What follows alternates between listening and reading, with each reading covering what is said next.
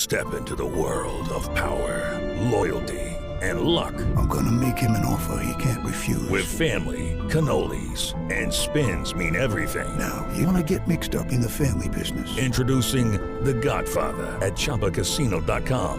Test your luck in the shadowy world of The Godfather slot. Someday, I will call upon you to do a service for me. Play The Godfather now at ChumbaCasino.com. Welcome to the family. No purchase necessary. VGW Group. Void where prohibited by law. 21 plus. Terms and conditions apply. The following podcast is brought to you exclusively by the Rad Rob Radio Network. This is PBA champion Kyle Troop, and you're listening to Straight Up 5 with Johnny Petraglia Jr. As you know, JP Jr. used to be introduced as the sexiest man in bowling, and now the world. But he doesn't have the best hair in the world. I do. Sorry, bud, but you know the deal. Pick it out. Fear the fro, baby. Welcome to Straight Up 5 with Johnny Petraglia Jr. A hard-hitting, in-depth, cutting-edge look into the world of bowling. This podcast will not only cover all things bowling, but will also give you a raw look into real-life issues.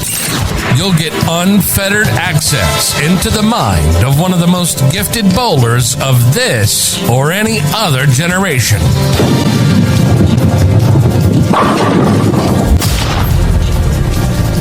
So without further ado, let's introduce you to the hosts of the show.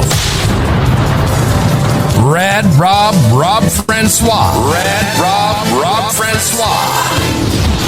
Dr. Ocho. Dr. Ocho. And the incomparable Johnny Petraglia Jr. Johnny Petraglia Jr. Hey guys, welcome back to Straight Up 5 with Johnny Petraglia Jr. I am your host, the best video game golfer in the world, Rad Rob, Rob Francois. Joined by my partner in crime. He is the resident doctor. He's also the resident farmer of Straight Up 5. It is the one and only Dr. Wicked Smart Ocho. Ocho, how's life on the farm, brother? Hard work pays off, buddy. So it's not leg day then? What's that? Is that some French term or something? It is. Can we do this with shorter ado instead of further ado? Can we really not ado anything? Let's ado this up, man. I mean, I don't ado that much ever anyway, so. I know. Yeah.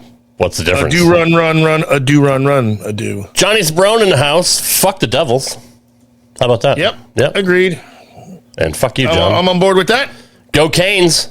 I don't even know the score tonight. I was going to put it on, but I forgot. And I guess F the Panthers.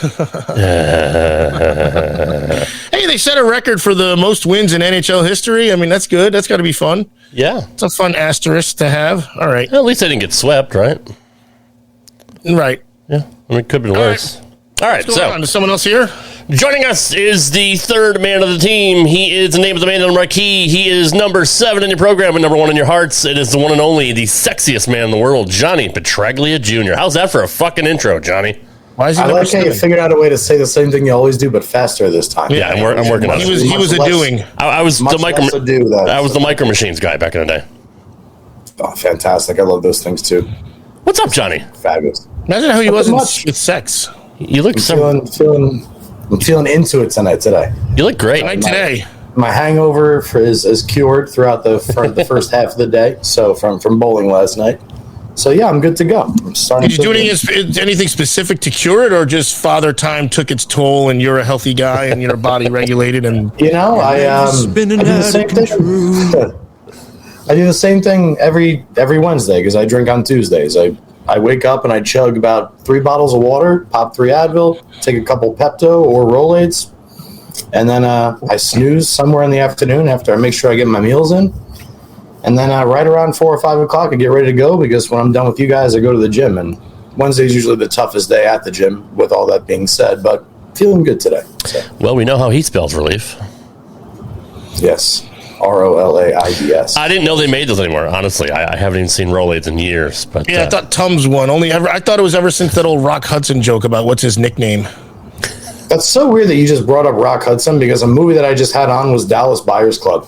Come on. That's strange. Literally what's on downstairs. It's what I stopped Come on. And that's because I only brought it up because you said Rolaids, man. That's so weird. Very weird. Weird. This whole fucking show is weird. Connect there just now. Okay, anyway, yeah, good. It's like so weird, man. Mr. Carter. Jack Anderson's in the house. Hey, Johnny from Beaufort, Georgia. What's up, Jack? Hey, Jack.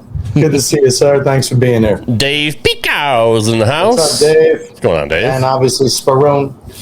Yeah, we don't want to talk to him. Fuck him. All right, what are we doing? What are we talking about? That guy. I love Johnny. John, I'm just busting his balls. Johnny's a good guy. Even though the fucking devil's a bunch of cocksuckers. But anyway, sorry, Och. Sorry about your damn luck, brother. It's it's one of the mirrors. One of the mirrors. Celtics lost the first game too, so hopefully they bounce back tonight. It's just not a good year, boss. The Red Sox I haven't watched basketball since Bird, McHale, Parrish, Danny Ainge, and DJ were starting. So a couple years ago. They do. Yeah. A few, maybe 8. Brian Harra, good evening. What's up, buddy? Let's jump into the Players' Championship preview. And this is back at the historic, formerly known as Carolier Lanes. What the fuck? What do they call it now? It's Bolero, some shit. Bolero, North Brunswick. Wait, that's going on here? Yeah. Where have you been, dude? John? Anybody tell me, man. Quarantine lady freaking works like a foot from there. They're actually in probably, let's see, game 5 of 6 of the 4th round of qualifying right now. They're cutting I could be oh my godding right now and doing the show. And for the next few days. And it's going to get even more exciting the next few days once they cut to the top 42 players and so on and so forth. You could have been broadcasting live from there, Ocho. Give us play-by-play. Yeah, you could have been. You betcha. That's okay. We'll give you a pass. We'll give you a pass on that. And doing sidebar interviews, man. It is now called Bolero, North Brunswick. Interesting. And it's my least favorite place in the world because it was my favorite place in the world. I mean, that name is memorable. How could I forget? Bolero, North Brunswick. That's just rolls right off the tongue. Yeah, it's wonderful, isn't it? JD. However, it is still on Carolier Lane. That's good. JD Santalucia is in the house. Unfortunately, made it through the PTQ. Is that what they call it? QTP? Yep. PTG. And then PTQ, they end up getting injured, which is super unfortunate. But sorry, JD. Yeah, but like first off, let's. I want to give a mess. That's where I'm going to start with. With the first, show. happy birthday, Nicole, and then we'll start. Happy birthday, Nicole. Happy birthday, Nicole. I want to start with JD because number one, anybody that's a bowler will appreciate this. As anybody who knows JD or doesn't know JD's been a bowling phenom his whole life, but never really pursued a professional career. And for him to go out and say, you know what, I'm going to give this shit a try and go out there and go 187 over with, I think, a 190 or something in the final game of the PTQ.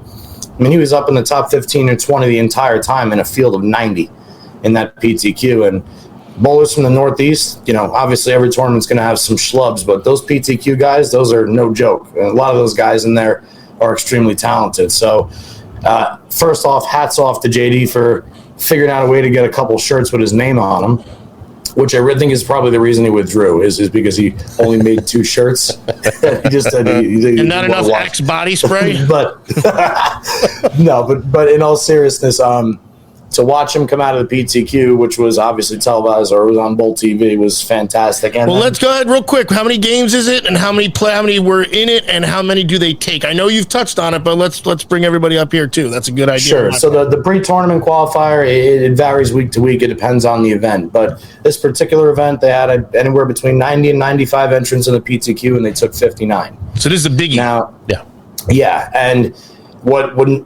which kind of adds that while we're talking about it, why JD bowled so well. JD finished somewhere around 13th, somewhere 13th and 19th. I can't remember exactly what the number was, but absolutely dominated, 80% over more than 80% of the field in there. And then he goes out on the first day of the tournament, and unfortunately, because there's 120 players in the main field, they only get each pair only gets on camera. For those of you that have Bowl TV, they only get on camera for 2, sometimes 3 games. And they're broken up into the 2 different levels of Carolier. Carolier is an 82-lane bowling alley. The top 48 lanes are upstairs, and then there's a set of 5 or 6 stairs that go to the lower level, and that's where 49 to 82 is. So they've been bouncing back. So like they will spend an entire 6 games and upstairs, and then they'll move to downstairs, and vice versa. But even after day one, I mean, JD, like, kudos for being plus after day one and actually being in a relatively decent spot to make a run. Had what he told me on the phone was, I'm actually going to read the exact text that he sent me. What did he finish in the PTQ? And you said they take 59 out of the 99. I think he was 15th is my guess. Oh, so he was up there too. It wasn't like he squeaked in he was either. up there. Okay. Yeah. All right. Ocho, why didn't you go into PTQ? I had an invite. I had an exemption invite to go in, and then I was like, actually, you know what? He didn't text it to me. He just said it to me. But he was really praising the way the guys take care of themselves, and like he flat out said, "Man, if you ain't out here doing this every week, you can't do this, no matter how talented you are." Right. And he flat out said, his injury couldn't hold up, and I can't remember if it was the what he said was killing him exactly. But he says we're talking about him like he's not here. But his knees are a mess, he said. Yeah. So anyway, obviously unfortunate that he had to withdraw, but in the long run, it's probably the safest thing to do for your health. And so huge congrats to my good friend for advancing into the main field at the Players' Championship. That's more than I've ever done, and I would very much like the opportunity to one day. Didn't you finish 10th in the plastic ball championship one time? What do you mean? More did you ever done? I did. Well, I've never made it into a PBA major event. I've okay. I got you. Okay.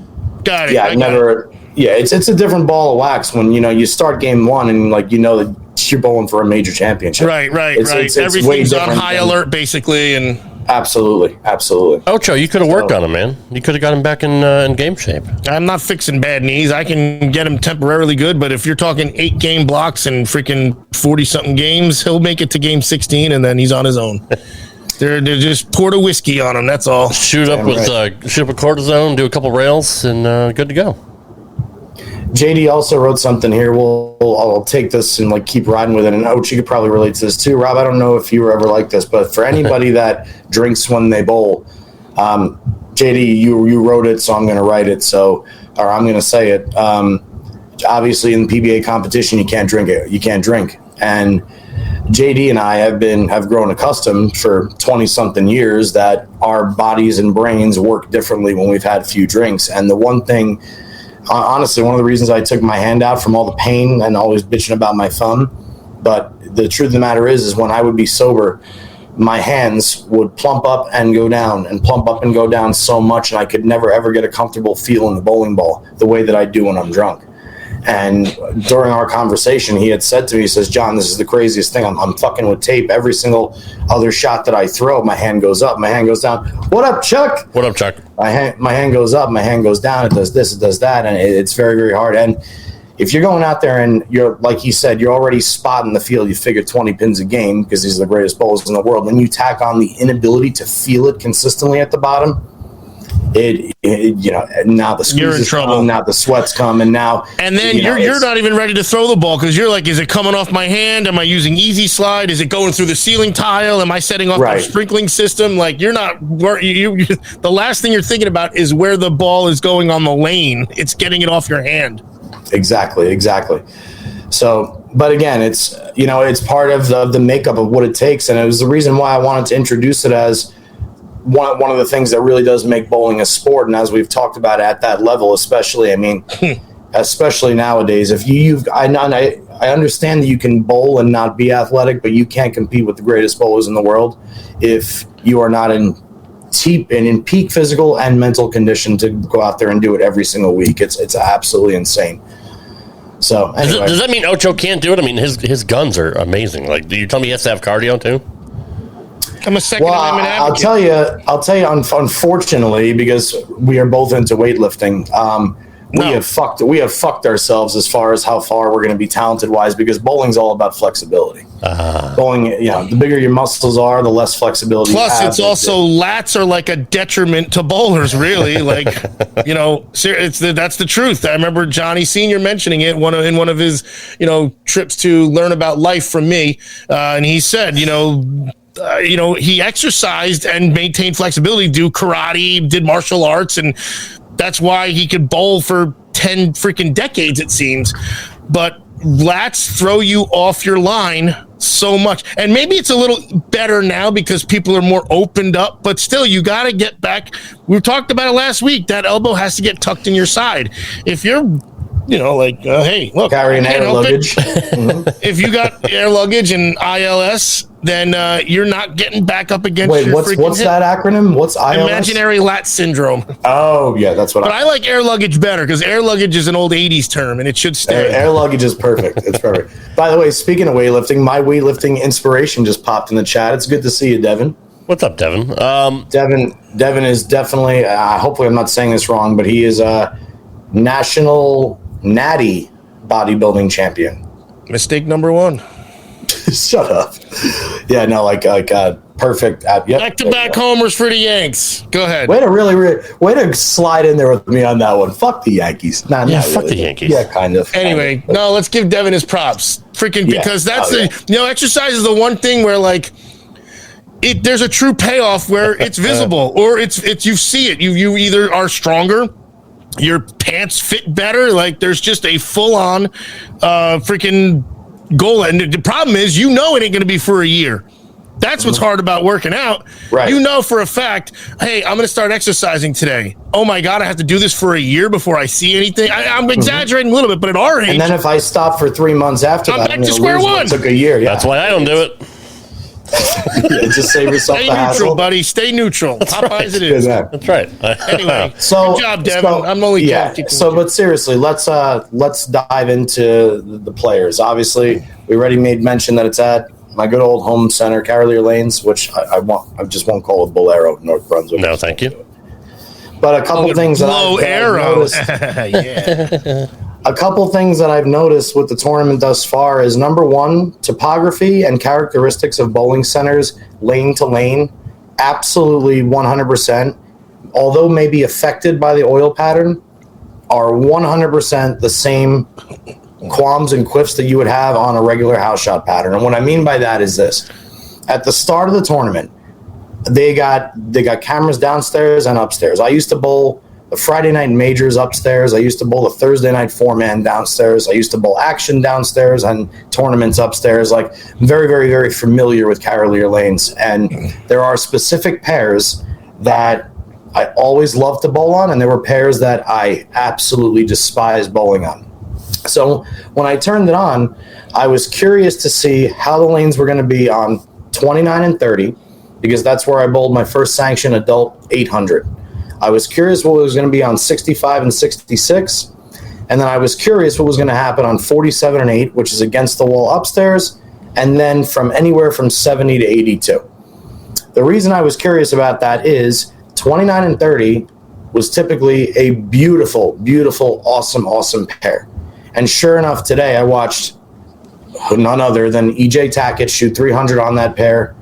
And I believe either Ronnie Russell or somebody else the very next game had the front 9 on that pair. So, now I jump to 65 and 66, which is historically the ugliest and worst pair in the history of Carolier Lanes. And everybody is struggling on 65 and 6 this week. And yet you go from 70 to 82, where the lanes have a little bit more hold in the middle, no matter what pattern is out there, the scores are astronomically high.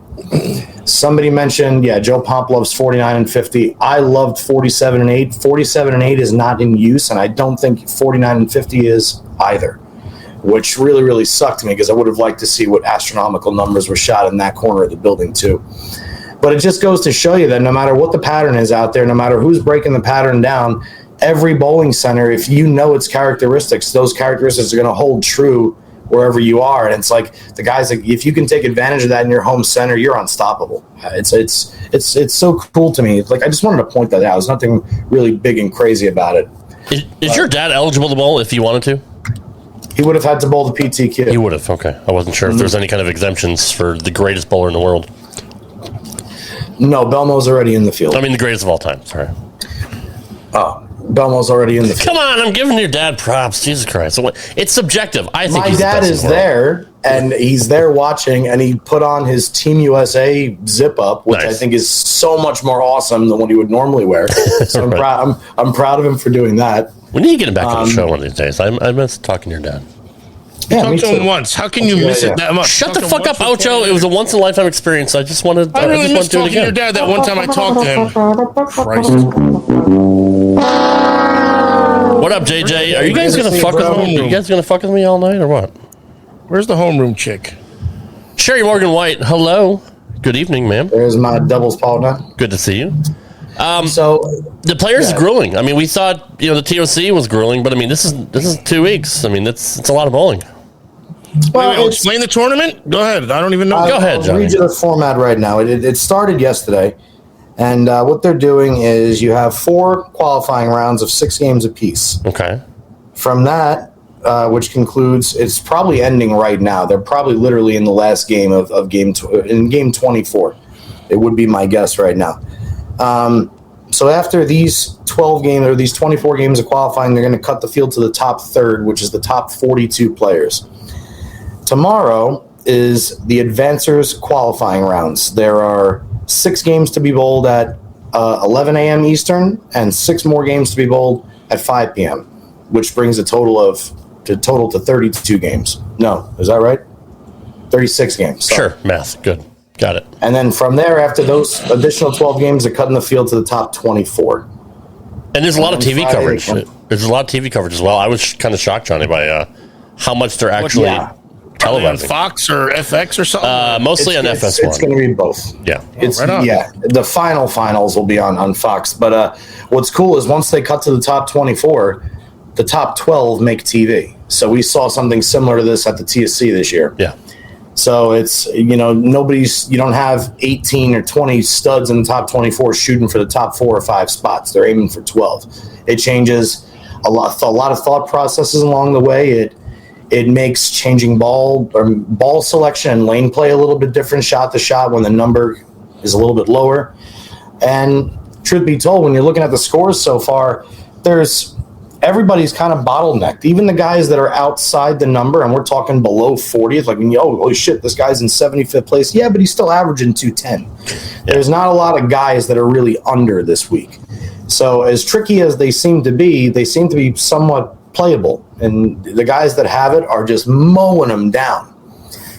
But so yeah, there you go, Och. If you wanted to pop over to Bolero, North Brunswick, they're going to be bowling pretty much all day for the next 2 days.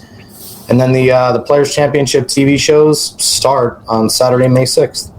Shows on May 6th, 7th, and then looks like May 13th and 14th for the final 2 shows. Yeah, Saturday, May 6th at 10 p.m. Eastern on FS1 is the round of 12. The round of 8 is the following day at noon on FS1. There's 2 squads for the round of 8, which that kind of doesn't make sense to me. I guess they're doing 4 and 4, or two games at noon, and 2 games at 9:30. That doesn't. What are you talking about? The round of 8. It says Sunday, May 3rd at noon, and then Sunday May 7th at noon, and then Sunday, May 7th at 9:30. So they're doing 2 different squads for the round of 8.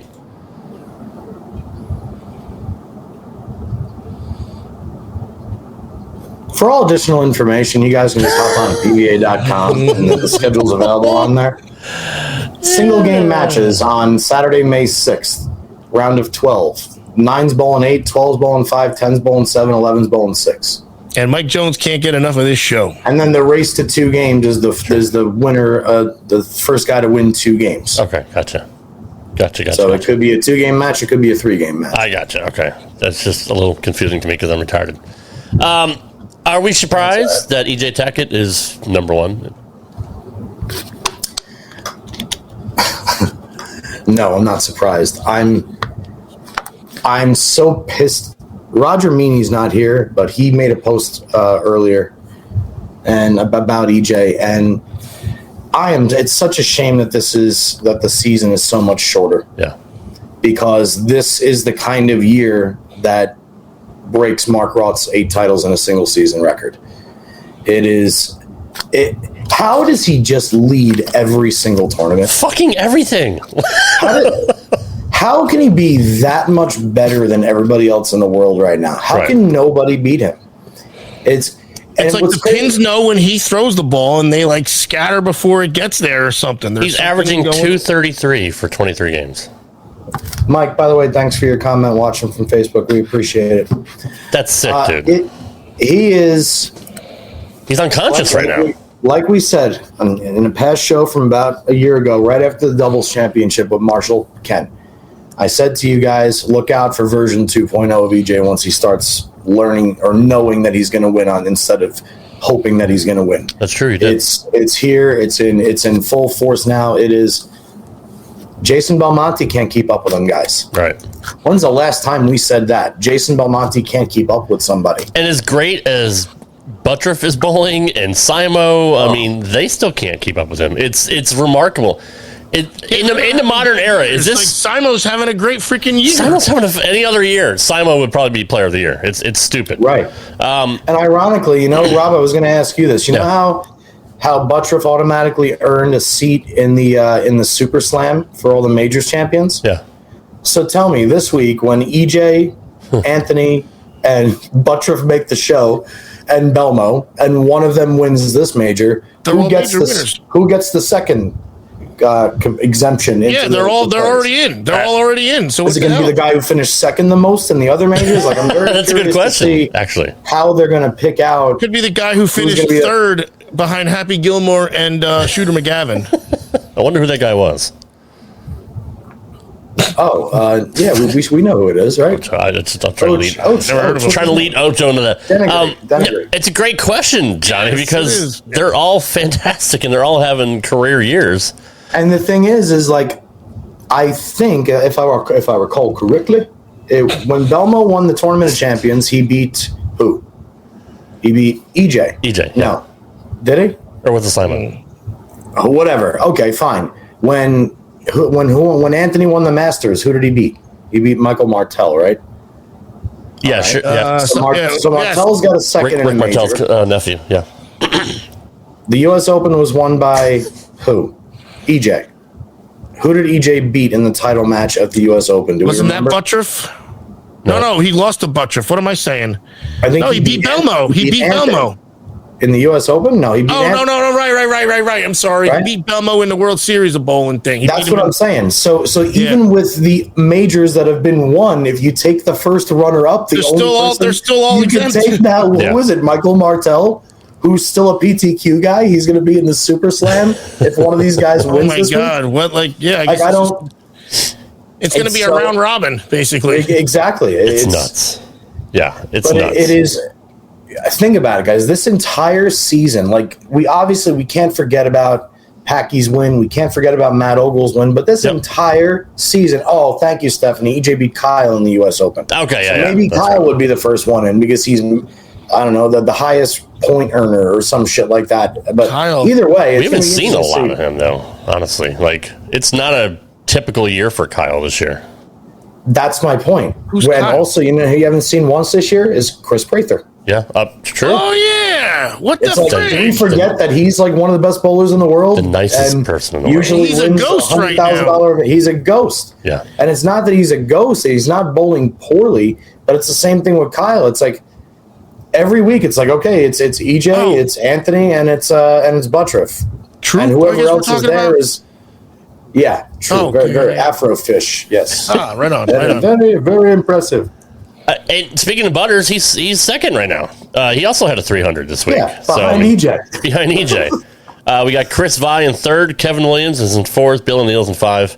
Simo is in eighth. Let's see any more notables. Is this updated after 23 games or 24? 23. Okay, so this is without the final score that they just bowled. So. Packy was 15th. I mean, he's bowling well. Belmo's 19th.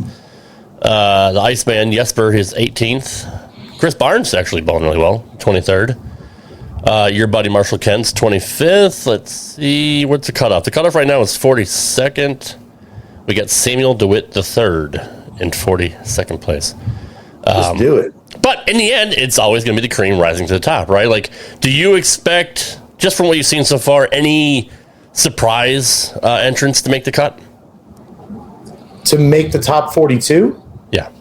Not really. I've never really thought there was any surprises for making a top third cut. Okay. I mean, you got to beat 66% of the guys. That's not incredibly hard to do. Right. I'm more concerned with the great players that are outside the number when the field is cut that big. Right. For instance, Sean Resch. Right. Sean Resch has been battling injuries basically for the last 15 years, but it seems like it's really gotten to a point that if he tries to do anything other than just let the ball go, he's going to fall down. Yeah. And whatever it is, like, Sean Resch is under this week. That's very, very strange to me. It's very rare to see Sean under, especially when the lanes are high scoring, medium to high scoring pace. I'll tell you what I'm a little shocked about. If you go look at that screen or you go look at the standing sheet, I know 59 guys made it out of the PTQ, but the PTQ cut wasn't that low. Like, I'm surprised when I see PTQ guys get into the main event and just bowl like they have never bowled before. But they're the same guy that averaged 220 a day before and made it. So, like, there's a guy at the bottom. I think his last name is like Hancoop or Wincoop. Wincoop. Ronald Wincoop. He has 1-200 game in 23 attempts, and he's averaging 170. Yeah. And I think his first game of the tournament was 119. That's a tough way to start. Exactly. And I guess, like, what happens? And at what point is it like, all right, I did over just my head. average 220 yesterday. Maybe I can bail out at like a 190, 180 and at least save a little bit of face here. Those are the kind of things that surprise me. And, like, he's still going, more power to him. But, like, even JD was bowling better than him before he dropped out. JD was bowling better than a lot of people before he had to withdraw. Yeah. And there's no way JD goes out healthy and bowls 3 or 4 160s in a 6-game block. That's just not JD. Yep. I have a feeling that JD, the only reason he even completed the second set was because he wanted to make sure he didn't fuck up the pace of the other guys on his pair because he's a gentleman like that. Right. That's what I think.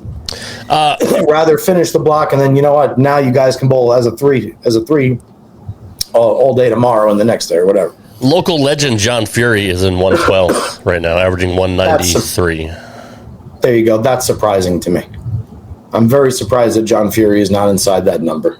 Wes Malott, 104. Another guy battling health issues. Yes. Sean Resch is 95. PB3 is 91. Who else do we have that's out of the cut right now? Matt Ogle is 72nd. AJ Johnson, 69th. Francois Lavoie, 67th. Troop is 60th right now. Simonelli, 61. Well, so we're saying right now, Rob, a lot of good. Only one game left. So, like, in other words, right. Go to 42nd place and tell me what 42nd is plus what. Let's see. 42nd is plus 281. Okay, so theoretically, nobody.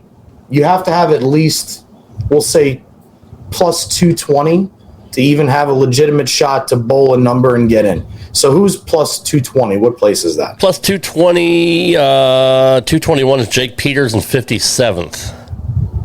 Okay, so there you go. Jake Peters, like, if he were to go out and shoot 289 this game, he has a chance to jump in. But anybody beyond him, their tournament's pretty much over. So, like, Kyle Troop is lower than Jake Peters, right? Yeah, Kyle Troop is, what I say he was, 60-something, 60th. And he's plus 207, averaging 209. And Stephanie just said that Simonelli must have backed up because I also thought that he was a shoo-in. He looked great when I was watching him earlier. He was great in his middle block. Yeah. Oh, he backed up far. Oh, my.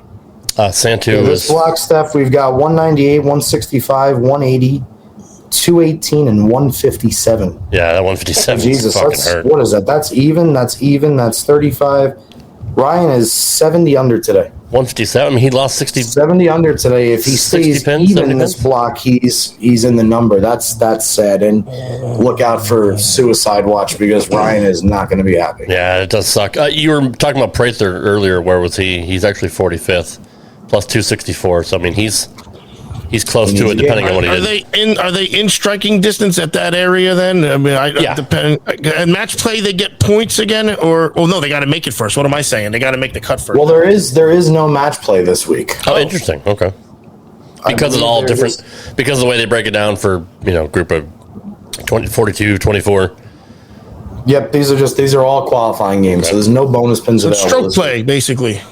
Yes, that's tough. I mean, you better be on. I mean, like I said. Oh yeah. At 157 hurt, he lost 60 fucking pins from his last game, and that's tough, dude. That's a backbreaker. And funnily enough, is what's crazy is that the left side is represented very well this week. If you look through the standings, I think 7 of the top 21 players are left-handed. So you figure 33% of lefties are comprising the top 20 players. That's pretty high. But the lefties that are whacking him this week are the guys that are the lefties that curve it. Yeah. So, like, for instance, like Buttriff, yeah.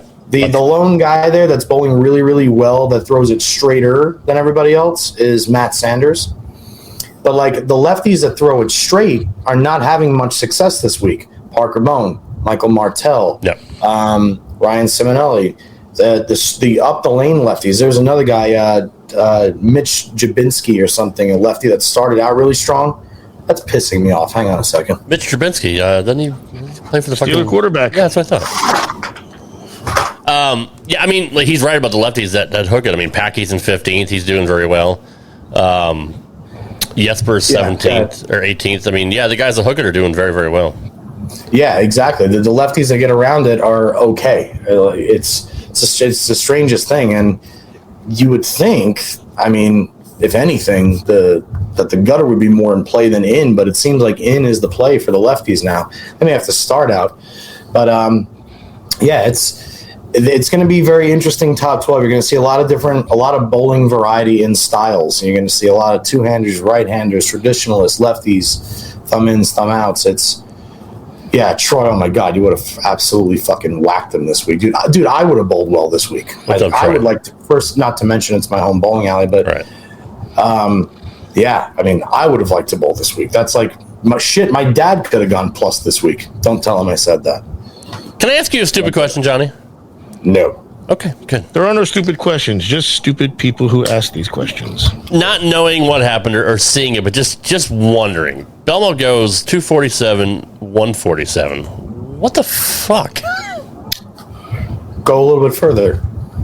227, 238, 183, then a 144, and then a 278. So why the huge gaps? Two 140s. Two 140s, but then had, in the last 6 games. A 270 in there as well. Like, that's a huge difference between going to a different lane. It seems on the outside like it's impossible to do. Like, how do you suffer that much? But especially being the best. If you've experienced it, I can't even explain how it happens or why it happens, but it just happens. Is that glare bothering anybody else as much as it's bothering me? No, not at all.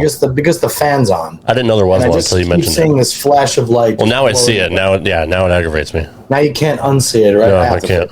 Okay. JD said there was a few bad pairs where it just wouldn't hook. I mean, that's still like, Ocho, you couldn't even do that bad. I could. And you're consistent. On a house shot, sure. With, stuff from 2004. So is it topography? Man. Is it like what could you possibly? It's a mixture of things. Yeah. First off, there is a couple pairs that the ball just doesn't curve. Mm-hmm. Like the guys are throwing seemingly perfect, beautiful shots, and the ball is getting to the spot and it's backing up. And I'm not talking about like a 2-pin. Right. Like it's missing the head pin. And then they make a move, and then they leave a bucket, or they leave a 2-8-10, and they make a little more move off of that, and then they go double pinochle through the face. Interesting. So if you go to a new pair and you throw a shot that you feel like you aced on the left lane, and you leave a washout, you're like, oh my God. Let me see if that's the lane, if that was me. Which again, that's where I have the issue with that. That's not an indication of your poor athletic ability. Then that's what my issue is, because you made the right shot, but because of the conditions, it's not like a sand wedge you don't hit for 220 yards. You're purposely hitting your 3 hybrid or 4 hybrid. You know what I mean? Because you know what you're on. Whereas this, it's kind of, you got to guess it and have like this physics or chemistry degree and then match up. So that's another take I have, and that's a great take. I mean, like it's a lot easier to hit a 3-wood 260 when you're on the driving range, but if you introduce water in front of the green at 230 and you line both sides with trees and it's a slight dogleg right and you tend to push the ball, you got to play a fade and you got to maybe I'm going to hit like a 6 iron and I'm going to or like an 8 iron and get myself into like 100-yard pitching range. Yep.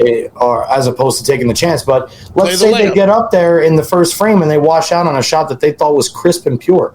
Now they go to the other lane. Well, I got to make sure that even if I do move here, that this lane could be entirely different. They go to that lane, they make a tiny move off the washout to be safe, and they go double pinochle. Now they got 16 in the second frame. They get up in the third frame on a lane that they haven't hit the head pin on. If they go on that lane and make a spare and come back over here and get one bad break and leave a blower 710, now they got 40 in the fourth frame. Or you have 60 in the fifth frame, and now you're pacing 150, and you have half a game to go, and now you get panic-stricken on top of it. I'm with JD. I'm always in the water. Always. It's psychological. I can't hit the fairway in a par 5 either. I just kills me. If there was soap in the water, you wouldn't be in it. The unofficial cut. If there was any soap in the water, he wouldn't be in it. Don't worry. Mike Val's in the house. Good evening, Michael. Mike, why don't you comment? Why don't you like any of my comments on your posts? Can you tell me why? I wouldn't if I were you. I don't think he likes me, honestly. I wouldn't ask him because he's probably going to say because I don't like your comments. He probably doesn't like me at all. I mean, I just want to know. Like, I don't care if it's good or bad. You're setting yourself up for nothing good is going to come out of a question like that. Like he hates you the way Derek Michaud hates the Bruins. That's fair. Okay. That means he loves you. But anyway, arigato, Mr. Roboto, by the way. Well, he doesn't show me any love. Makes me sad. You don't even know what to get. You talked to him a couple times. What the hell? Me and Mike are tight. Me. I made his intro for his amazing podcast that I don't even know if he does anymore. The trumpets. All right. Morning, Keegan. Keegan, all the way from down under. G'day, mate. Australia. Mike already left, by the way. See that? Yeah, well, it's because he didn't want to comment on Rob's comment. Smart. He's got a post on. Oh my God! I just got a Facebook post. I can't stand Rob. That was Mike just wrote that. That's weird. Why? Perfect. Check out Facebook, everybody.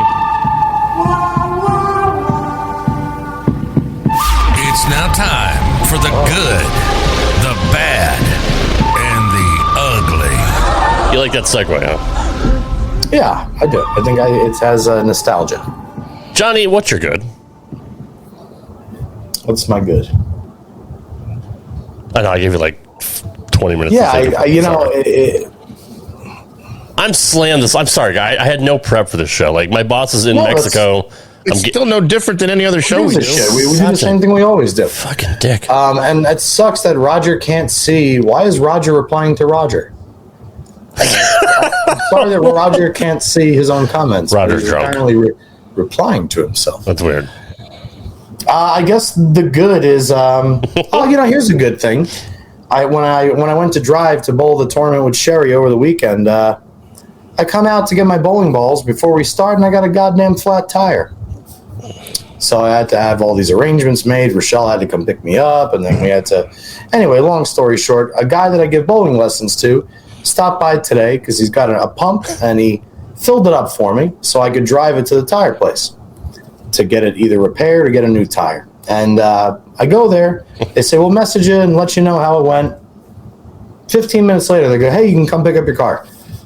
No, it was just a patch, no bill, see you later. So I got my tire fixed scot-free, which was fantastic. And that's great. Because I couldn't drive after the tournament, I enjoyed some alcoholic beverages at the tournament as well. So hell yeah, dude. Good for you. That's a very good. Ocho, what do you got? That was a good. I'm just a wicked awesome league bowler again. I mean, it's that simple. I'm just wicked awesome. Wicked smart, wicked awesome. With 2 weeks left in the league, I'm turning it on now. Here we go. There's no stopping me. So you're up to 216 now? No, my average is still only 211. So I got a little too late run in the game here. But averages, I'm not using the red wiffle bat, and that's fine, which is better because now I'm not leaving so many handicap pins for the other teams. Well, good for you. People are having career night against us still. Some dude had a 171 average and bowled a 268 the first game, and I shot 254. And the second game, he shot 164. He shot 104 pins below his second game. What'd you shoot second game? I think a 215, I don't remember. What did I shoot? Oh, if you ever move here, you're going to be my leadoff bowler on Tuesday nights. Yeah. Do I have to get new bowling balls, or can I bring the ones from the 1884? Johnny will hook you up. You can bring your winner solid and your wrecker, and you'll be fine. And your gravity shift. Quick shift here for Keegan's question. Sure. What up, Sibo? Thoughts on what Storm and Rotogrip have been making lately? The duo looks awesome. Well, I mean, we don't like to talk about them on here. Well, first off, every bowling ball looks awesome, right? From every single company. Every ball awesome. that comes out, they tell you is the greatest ball that was ever made. Remember when Columbia made the Swerve? They said the Swerve was the biggest hooking ball ever. Remember when Hammer put carbon fiber into the Deadly Aim, or Brunswick came out with the Swamp Monster, which was high load particle? Fucking love that ball. I still use it. I mean, yes, that's why I had to bring it. Every product from every company is good. Everything. It's all a matter of what best suits your game for you to build the proper arsenal. True. The duo is pretty much going to be just like every other ball. The same way Belmo goes and makes all the balls in the Belmo line. He had the Trends. He had and Trend 2 is awesome. The Fate is out now. I mean, it doesn't matter. It's not like there's a magic. There is a magic bowling ball out there, Keegan, and it's called the Purple Hammer.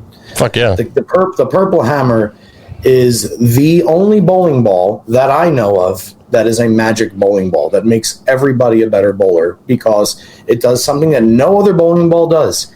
It makes bowling lanes and lane patterns easier. Doesn't Packy have like 6 of them drilled out that he uses?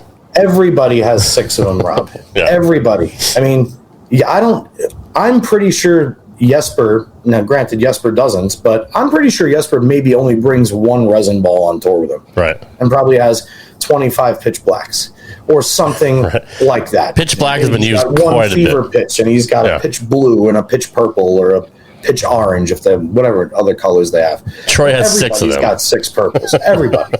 Right. So, and what's crazy is you can make them all do something entirely different. I have one with the pin in my middle finger. It goes straight as a goddamn arrow. Yeah. Then I have one with the pin around 11 o'clock and the CG in my palm, and the ball goes sideways 40 feet down the lane.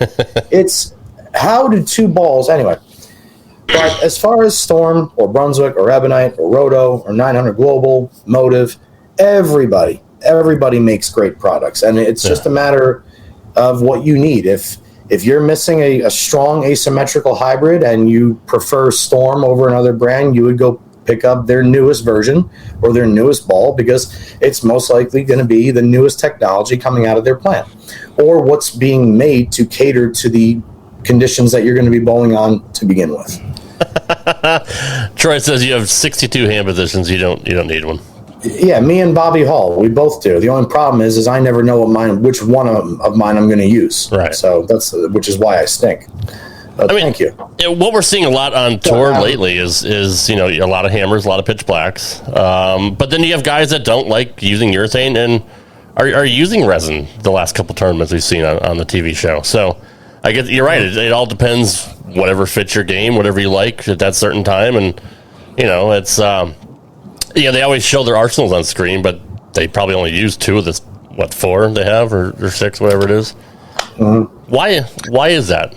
I mean, just a stupid random question, but why are they only using 2 of the 6 purple hammers they may have? Or when they show their arsenals on the TV shows, they don't ever use them all. So, well, how often do you throw 5 balls? It's only one game. You only got it, so it's a 1 game or go home, man. Like, that may have been the balls that they introduced, or like the same way you have to register and write down on your score sheet what balls you're throwing, and if it has a finger hole and a thumb grip and yada yada yada. Gotcha. Sorry, I looked at Tammy's comment. Yeah, let me pull that up. I just don't worry about the question. No, let me finish before I lose it. What the hell were we just talking about? I just ask why they bring an arsenal to the TV show when they're only using 1 or 2. Because there's a very good chance that a couple of those balls were used as test balls or lane changing balls. They may have taken, say, the proton physics and smoked it with 360 grit to burn a spot up 5. Yeah.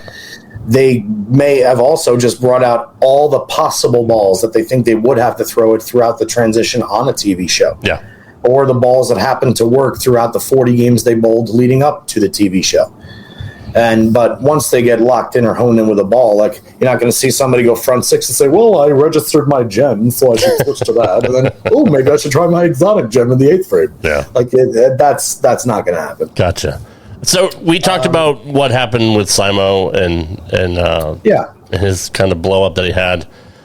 Tammy says, bringing something back from last week's bad. Got to meet Belmo at the Pro-Am. I'm sorry to say we were not impressed. Between him and Simo, both seemed to just go through the motions, didn't really interact with the people. Don't know if it was a bad day, but both seemed to blow you off.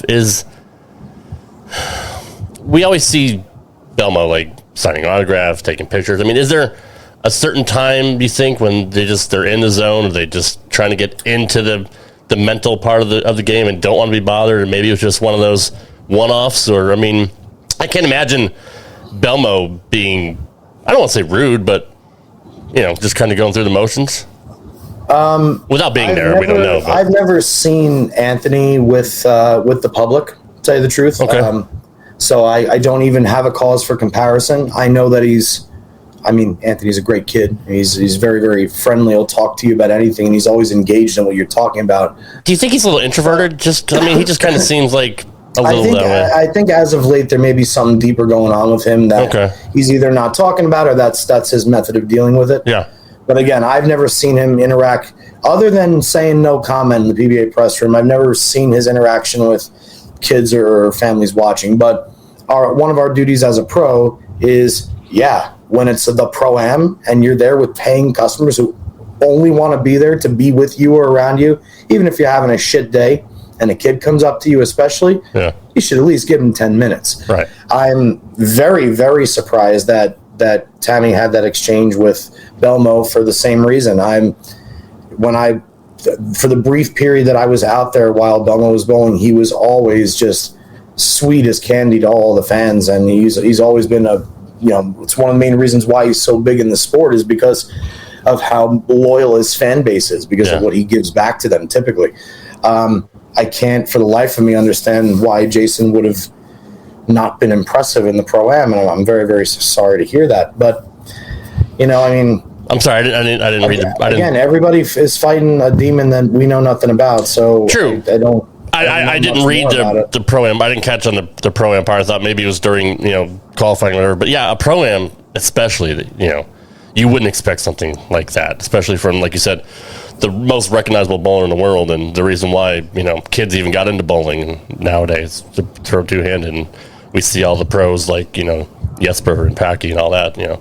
He inspired when do they do the a ton of programs people. again? Do they do them like after qualifying? Like maybe the guys just. It's the first thing, right? Like the first. Well, they used to do it before the tournament started. That makes more sense because now everyone has. Then they did them for a brief period. Then they did them for a period where the tournament would end on a Friday, the show would be on Sunday, but the Pro-Am would be on Saturday.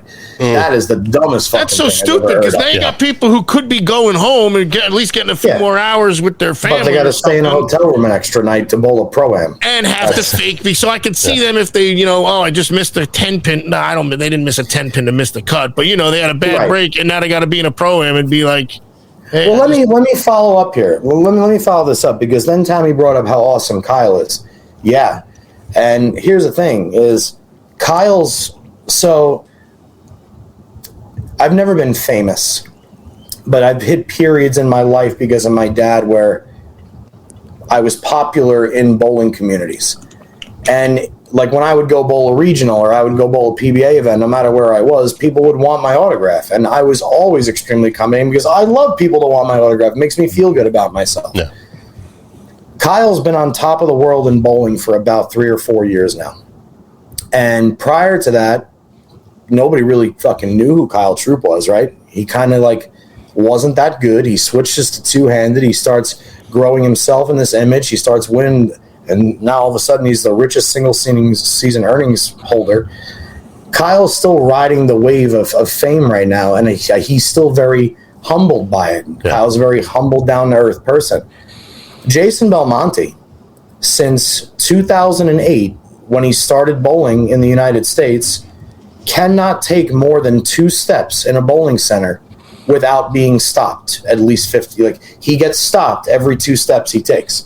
So let's say, Jason, you took this picture with Jason on lane 70, behind lane 71 and 2 at Carolier, but Jason had to go to his rental car that was behind 1 and 2.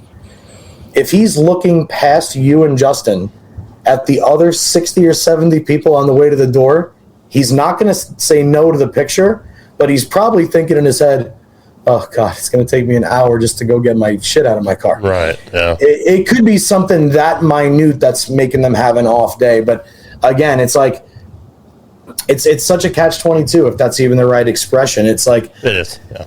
I'm sure that if he could, he would. I don't honestly think Belmo has enough time in the day to be as accommodating as he wants to be.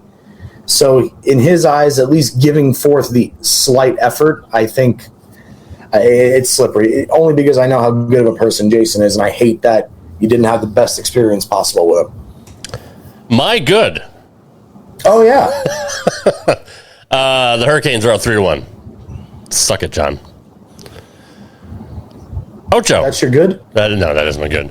I'm totally unprepared. Ocho, what's your bad? That was your good, really? Yeah, that was my good. I just want to give it to Sperone, that's all. You told us to come up with something for good, bad, and ugly tonight. I didn't say I had to come up with it. I just told you guys. My bad is a little strange. My bad is that you can bowl a 594 and have it be a good night, and bowl a 684 and have it be a bad night. And I'll explain why. The 594, in all 3 games, I needed to get at least 2 strikes in the 10th to win the game, and I did all 3 games, and we swept them. And I only shot 594. The reason I probably needed 2 strikes in the 10th is because I only shot 594. This is a few weeks ago that I was always trying to talk about, and then you guys would cut me off and be like, it's only Ocho, screw him, even though I'm the freaking star of the show with the arms of the charm. Does this show say straight up 5 with Ocho? I don't it did until he came along, and people started watching. So anyway, and then I had this boring 680 something, and I was like, well, this sucks. Like, I'm just throwing strikes all the time. It's not even that fun. It's fun. We got out early. We went elsewhere afterwards, but You know what I'm saying? That was a great 594 because I still stuck it to those jabrones when I needed to. Well, it's the question. Would you rather shoot 250 and lose or 180 and win? There you go. Exactly. And have to make the shot to do it, which is and we touched on it last week, where I think it was last week when I think EJ had new life and he could have won two in a row, and I think he goosed the first one. He needed the first 2 hits after Buttroff didn't do too well, and then it was something. I think I got it right. That reminds me of White. Get the first one. White man can't jump. You rather look good first, win second. That's me. That's me. Right. Johnny, what's your bad? Oh man, I had one. Oh, my bad is on me. Hi, Sonny. Love you and miss you, baby. Hey, Sonny. My bad is something that I, if ever, very, very rarely do. I'm an instant mathematician in bowling. What are you saying? If ever you're in my arms again, this time I know you forever. Sperone, I used to be able to jump when I was about 100 pounds lighter, but we won't talk about that. Yeah. He couldn't land, though. Anyway, Johnny. He jumped up, he got stuck. That's terrible.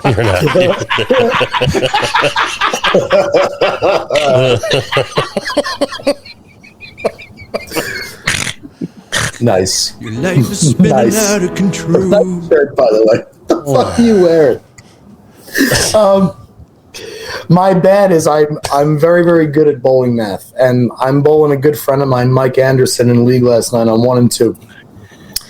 And I thought I needed a double and 9 in the 10th to beat him. And I got up and I aced the double. Duhas by Rammstein was playing in my left ear. Duhas. Yes. And I got up and I'm like, just make a great shot here and get the 9. And I left a flat 7, and I went and I fist pumped it. Come back, 236 tie. So I fist pumped a tie when I thought it was a win in league last night. So that is definitely my bad for the week. My bad. I had the new ghost pepper chicken sandwich from Wendy's today. And, I know that times are tough, COVID and all that, and supply chain issues, blah, blah, blah. Nobody wants to work. Still a thing, COVID? I guess, according to Biden, it is. But prices are up across the board because of inflation. Workers don't want to work, so the restaurants are paying more. So if somebody's getting paid $16 an hour to make my order, I want them to fucking get it right. It's their only job, right? It's literally their job. It's literally their only job, unless they work two jobs. So you ordered a ghost pepper chicken sandwich? I did. It's actually it was okay, but I mean I ordered it without lettuce and tomato because I just. Did you get the wrong item? Is that what this is going to? They put lettuce and tomato on my fucking chicken. Lettuce and tomato. They did, and then the tomato was all fucking sloppy and slimy. So like I'm trying to I take it off, but then the seeds and the goop are still there. Like. That it's such a dominant taste that it ruins the whole sandwich. It does. I'm with you on this one. Like other than that, a portion of the sandwich we had to take off. And if you're ordering a fried chicken sandwich, who gives a fuck about I'm just saying. Right. Stop it. I don't get it with it. I still. Neither do I. I used to hate when Wendy's would leave it on there because they would you would peel it off the mayo, which was so perfect on that bun. Yes. And then the first bite, all I taste is goddamn tomato seed. Yeah. Because it's like when I get a fucking burrito out here, a steak burrito, and the first bite it's got avocado in it. I'm like, what are you doing? How did you ruin my burrito? Good. I'm not the only one that's against avocado. Oh, I hate it. It's such a dominant flavor. It's disgusting. Whatever you would like, if avocado is on it, that's what you taste. It's the same thing with tomatoes for me. See, I'm like that with cilantro as well. Like I have that gene where cilantro tastes like soap to me. You're like my dad's. I love cilantro. To me, celery tastes like soap. Yeah, it's weird. I like celery. So yeah, it's kind of weird that people have that kind of that gene. If you or whatever. Want me out of your house? Just offer me celery and mushrooms. I don't like mushrooms either. Ocho, you're a mushroom guy, aren't you? Quarantine lady's a mushroom lady. Okay. And so I just, by default, will eat because it's there. That's a fungus to me. Like getting Progresso soup, like beef stew, and it looks like beef, but it's a fucking mushroom, and you eat it. Yes. Fuck that. Like when you think it's one thing and then you bite into it and the texture's all different. There would be some fungi in my Progresso here. Thank you. Nasty. I'd rather eat shrooms than anyway.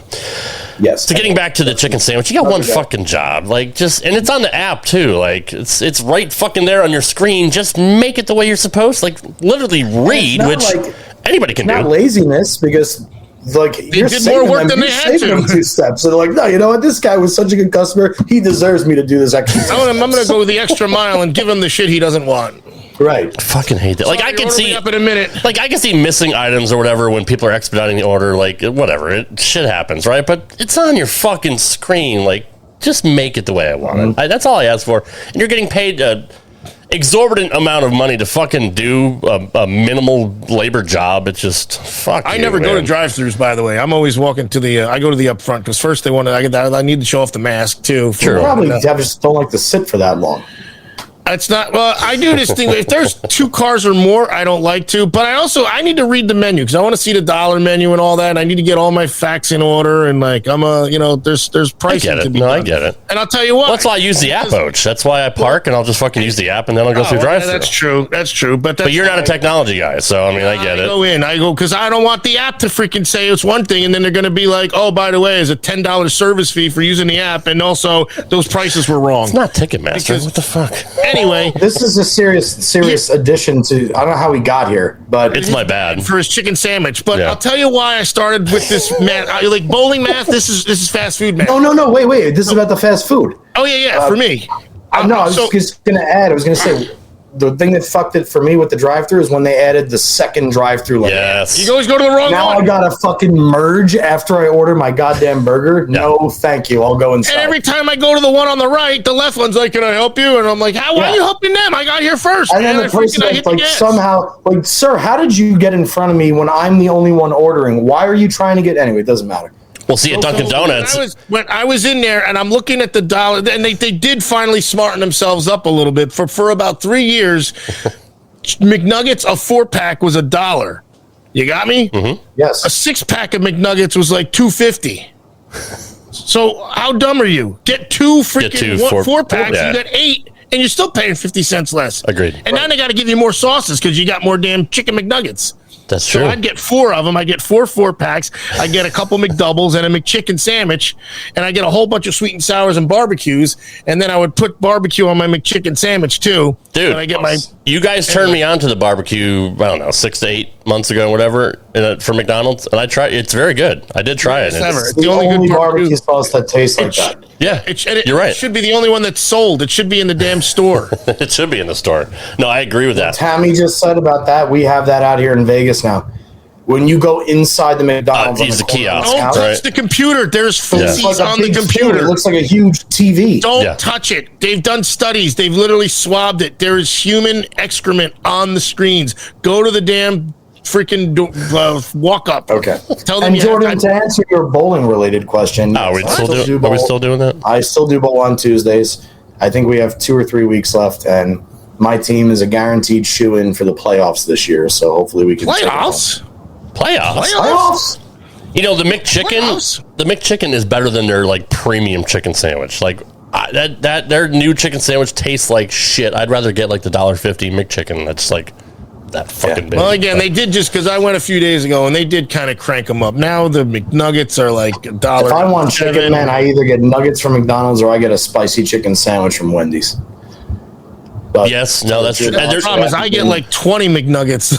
I like the spicy McNuggets from Wendy's, actually. And my biggest guilty pleasure at McDonald's is the sausage, egg, and cheese McGriddle in the morning. Oh, my God. I haven't had one in a long time, but Egg McMuffins are damn expensive, and that pisses me off. They are. I'm seriously curious about this friggin' who's going to be the other player in the Super Slam when Belmo, EJ, or Simo. Maybe they're going to have a computer and fucking hologram or something like that. Like go to lanetalk.com and look at the stats. Ooh, that's a good question for both of you, bowling related. Now that we're way off subject, or do we still have to add ugly? Do we have to add ugly still? Yeah, I still have the ugly. Do you have something that's ugly that's not a sports score or a fast food tomato story? Well, my ugly is the fucking Boston Bruins, who had a record historical fucking year and lost to the shitty Panthers in 7. So, and every game you're like, they're just going to come back. Like they're that good. They're going to come back. Like there's no fucking lead that they can't come back from, and they did. But then, goddamn, and they didn't. It's exactly why I hate the Masters bowling tournament. It's exactly why I hate it. Oh, that's the one that anybody can win, I think you said? Yeah. You can out-average your opponent by literally 50 pins a game and then lose to him and be at the same level with all the other losers or the contenders. Freaking losers. Yeah. Fucking hate Kachuk. I wish somebody would take him out. Anyways, so yeah, no, my ugly is the Bruins. Like, so now, you know what? It doesn't fucking matter what you do in the regular season. Just play like shit, make the second wild card, and beat the fucking best team in hockey, or supposedly the best team in hockey. So, fucking playoffs, dude. And you know, do you ever get this, Johnny? I know you're not as old as I am, or not nearly as old as Ocho. Just in timeless. Do you get nervous now as you get older watching playoffs if your team's in it, as opposed to when you were younger? Like, I get super anxiety now. I can't answer that. It's been so long since I've seen it. That's fair. That's sad. Yes, I don't get nervous. What I get is I get negative, which is even worse. Okay. In other words, if that's me. Yeah. If I'll give you a prime example. If the Braves are winning a baseball game 5-2 going into the 7th inning, I am pretty sure the Braves are going to win. Right. If if the Kansas City Chiefs are ahead 35-21 entering the 4th quarter, I think the Chiefs are going to win the game. Right. If the New York Mets are ahead 9-2 Poor Mets. going into the 9th inning, You're still I'm biting my nail. You're still questioning. Because I still think it's a legit possibility that they can lose. Somebody's going to get injured. Yeah. Or somebody's going to get thrown out for something like the pitch clock or some shit like that. They'll do a Met thing. Right. Yeah. It's them, and I'm a Jet fan. Right. Now, so when either of those teams, and now it's like watching the Jets get Aaron Rodgers to me is like when the Mets got Tom Glavine. It's like, thanks for getting one of the best quarterbacks or baseball pitchers of all time from like 13, 15 when he's got 1 year left. Let's get fucking Tom Glavine when he maxes out his fastball's 83 and his changeup. Didn't he still win 20 games for the Mets though? Or it doesn't matter. He was painting corners, man. Anyway. No, I get it though, Johnny. It's sad that we're conditioned like that. Like, and that was me being a team Sorry, go ahead. That I root for. The only team that I root for that I have faith in is a team that only existed a few years ago, and that's the Golden Knights. Right, yeah. They have been good since the first day they went on to the ice. That's true. And the finals, their first year of expand, their first freaking year of existence. And they're playing well this year, too. And they're a good hockey team, so I expect them to win. Ranger coach Gerard Gallant took them to the finals. Even as a Boston sports fan and having the recent success we've had in the last 10, 15, 20 years, I'm still conditioned to, I'm expecting the worst to fucking happen. Like, it's just, there's so many years when all those teams sucked. In football, though? But did you in football? The Patriots always sucked. I know that, but did you? The Patriots have been the 2001? From 2001 my entire adult life, the Patriots are the greatest team in sports up until now. They've kept the Steelers out of how many Super Bowls? I mean, Jesus Lord. They may have been the only team where I was like, titles. Yeah, Brady? No, we're not going to fucking lose. But I didn't expect them to lose to the Giants twice. God damn. Yeah, that's the only time. That was pretty cool. Fucking sucked. See, like I had the same issue with the Ranger game the other night because now for me, it was I knew they were going to suck because I said I was talking to my nephew prior and I said, you remember in 2015 against Tampa when they won 11-2 or whatever it was, game 6, and now it's game 7 at home. And here's the headline: Henrik Lundqvist hadn't lost a home home game 7 in his career. You don't really have to play that many home game 7s anyway. And he's like 5-0, something like that. And elimination games, he hasn't lost. He's lost one to the Jersey Devils. He's not on a team anymore anyway. That's not the point. And they came out so flat that game. This is to go to the freaking Stanley Cup Finals. This is the Eastern Conference Finals. They were so flat. They only had 11 shots on goal in the first 2 freaking periods. Rick Nash, Marty St. Louis, they were invisible. They were ghosts. They were nowhere to be found. Hank. And then after this freaking game against the Devils, same thing, uninspired, just hoping someone else is going to make the play. And this is only the first round of the playoffs. Hank gets on the freaking post-game show and says, this reminded me of the 2015 Eastern Conference Finals when we were against Tampa. And he looks at Valley and he goes, you remember that series? You know, we're tied at 3-3. We beat them and Chase Ben Bishop in the freaking second period in that game. And here we are with all the momentum and we come out flat as anything. That's what this happened. That's my bad. See ya. No, I get it. And like the Bruins had both their goalies could have been Vezina Trophy winners, and maybe one of them might be. I mean, Allmark and Swayman were fantastic all year round, and then you hit the playoffs, and it's like Mark Consuelos, isn't that the chick's husband Swayman? By the way, has this fan been screwing with the sound the entire time? No, but now that I think about it, I can hear it. That's great. Yeah, that's great. Well, in closing from me at least, or do we have we still have the Imbecile of the Week. The Imbecile of the Week. We do. Oh, I can't wait to not see whatever you're about to put up on the screen again. We'll explain it to you, and we'll paint it like you're there. I'll pull it up on the Facebook. Just drop the the. Drop the. It's just call it Facebook. Thanks, Justin Timberlake. It's time for everybody's favorite segment. If you guys don't know how to use a seatbelt, just ring your call button and Tommy will come back there and hit you on the head with a tack hammer. You know, Lloyd, just when I think you couldn't possibly be any dumber. Here's the Imbecile of the Week. Some people are really stupid. All right, before we actually give out the Imbecile of the Week, there is a legit question that I want to ask you, Jonathan. The Canes scored again. Canes chicken?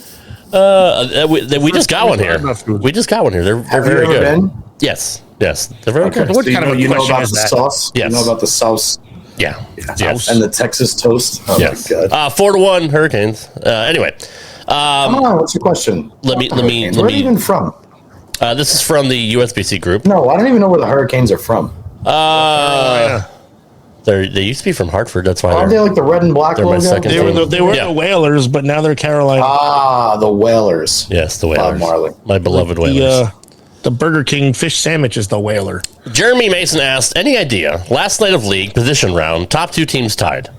One of the teams was late because of a major accident. The other team was fully there. Our bylaws state that one team gets through 4 frames before the other team gets. If they get through 4 frames before the other team gets there, it's a forfeit game 1. This happened. Dick move in my book, but that's just my opinion. The team that was late bowled game 2 and 3, won both, and took total. 9-point system, so went 7-2. The other team complained about how it was unfair that the forfeit team was able to count the pins from the first game towards the total. The secretary agreed and switched it. So now the team who thought they won 7-2 instead went 4-5 and came in second. Anyone ever dealt with this before? Any USBC rule about pins from a forfeited game not counted for total doesn't affect me, but trying to understand if this was legit in getting switched. That is a great question, because I thought if the team is vacant or they don't make it, that like most leagues, you have to bowl 10 pins below your average. Yes, in order to win the game. Correct. There's no forfeit. So, there's no forfeit. It should be blind. It's not a forfeit. It would be just a blind. Right. So, but no, there should never have been any pins for the vacant team for the first game.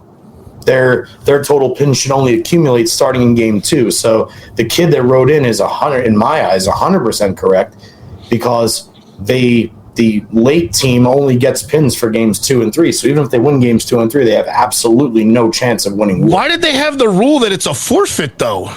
Maybe the lingo is wrong, because it's you and if you forfeit game 1, you are forfeiting all points and available pins from game 1. Right. That's so what I'm saying. it never ever should have said 7-2 in the 9. No, it should 100% be if they won 2 games, the final should have been 4-5 with the 9-point total. That's Well, the Imbecile of the Week comes off of that in the comments. The Imbecile of the Week is Vernon Myers, who's a Mets fan, unfortunately. Damn it. It's not unfortunate. It's obviously makes perfect freaking sense. He said, because a lot of people were commenting on this, and like, yeah, that's fucked up. Like 50 people said the same thing. But this asshole says, winning a league isn't that big a deal! Exclamation point, exclamation point, exclamation point. Come on. Are we sure this isn't sarcasm? No, people the emoji still like people railed on him in the fucking chat. It's number one. If you're not playing to win, that's fine. Like Ocho, it's a fuck around league. You like to drink and have fun with your buddies, whatever. That's fine. That's what most people do. But I still threw 2 1/10 all 3 games to win. Damn it. I'm very competitive, so whether there's money involved or not, I want to fucking win. But this actually happened to be a money league. But this guy's like, winning a league isn't that big a deal. Well, then go fuck yourself. Like, okay. Then the $3,000 you don't need, I guess. Right, exactly. Like, not need, but want. Like, I don't know. Like, clearly, you don't give a fuck, but thanks for commenting on this person's post who was very clearly upset that this shit happened. And you're like, oh, fuck off. You're just winning a league. Doesn't matter. So It'd be interesting to see if Vernon was on the late team. Right? Maybe there's a little backstory. Maybe there's a little... And... That's true. There could be a backstory there. He's publicly announcing that, don't ever ask him to be a league teammate, because clearly, he doesn't give a fuck if you win or lose. Yeah, He's just there for the fucking beer. That's exactly right. All right, thanks, Vernon. I don't care what you average. You're not going to bowl it by team. But if it was a joke, it wasn't funny. No, and not at all. And I'm going to go with Rob here on this one and say it was a dumb comment, but we got to find bigger imbeciles. We got to find bigger imbeciles than this. We don't know the size. This is okay. It is weak. No, I know. And if I had more time, didn't I send you a video that I wanted you to put? And the Imbecile of the Week actually belongs to. You did, and unfortunately, I have the Imbecile of the Week. I can share my for next week. No, that's fine. I can. I have to open my phone again since I can't see the video on my goddamn computer. I can share the screen here. Let me get to our chat. Baxter. Oh, Baxter. Gentleman. I want to take you down to foggy London town. All right. Oh, you sent me. It's not in our group chat. You sent a whole wheel of cheese. Johnny Petraglia. There we go. I'm mad. I'm impressed. All right. Let me share my. This burrito is delicious, but awfully filling.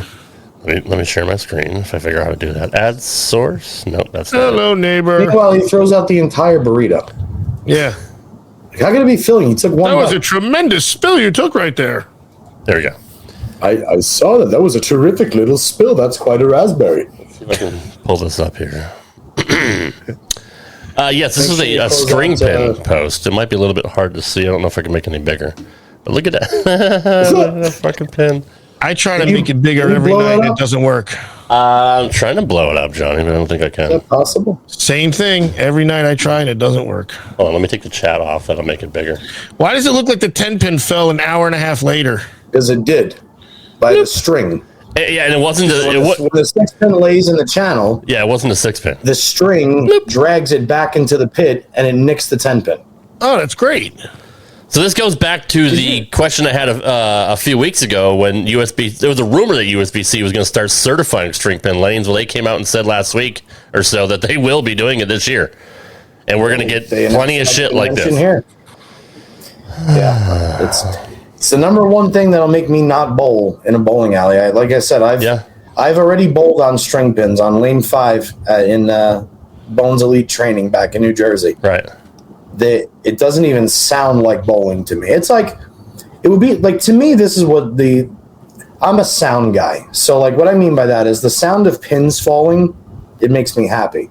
Right. The sound of my irons clinking together when I'm walking up to my golf cart at the golf course. I love that. My God, I love that. The greatest sound, or the sound of spikes on the pavement. Right. Like these are like really warming sounds to me. And they're very particular. The sound of string pins is comparable to me carrying around plastic golf clubs in my golf bag. Like, oh God, like what is Fisher that Price sound? stuff. Like Fisher Price golf clubs. That's what it sounds. It's horrible, horrible, horrible. I cannot fucking stand them. And they're putting people out of fucking work, and they're just gross, man. They're putting mechanics out of work, yeah. A glorified job. A head mechanic at a bowling alley is a badass job, and you got to have some brains. Yep. You make a lot of money. Yep. And you got to know how to fucking fix everything, dude. It's no walk in the park back there.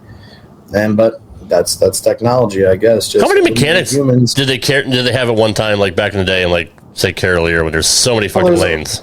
There's always one head mechanic, and then in a place like Carolier, you'd probably have at least a guy upstairs and downstairs.